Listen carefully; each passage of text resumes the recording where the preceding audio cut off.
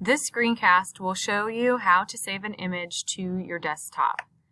Okay, I am in our Google Classroom right now. If I click on Resources, Image Websites, I can use this to access 5 different websites where we can find pictures that you are able to use for your account. I am going to click on CC Search. Alright, I'm going to search for ice cream. And I'm going to choose this picture. Okay, so I click on the picture to enlarge it.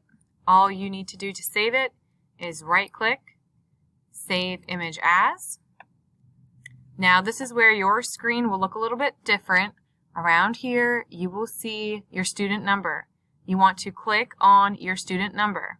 After clicking on your student number, you will see a folder that says My Pictures. You want to click on the folder that says My Pictures.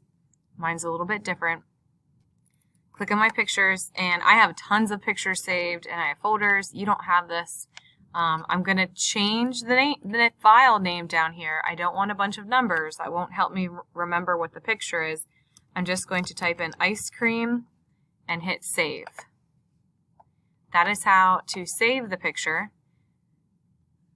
Now to upload it to code.org, let me minimize this.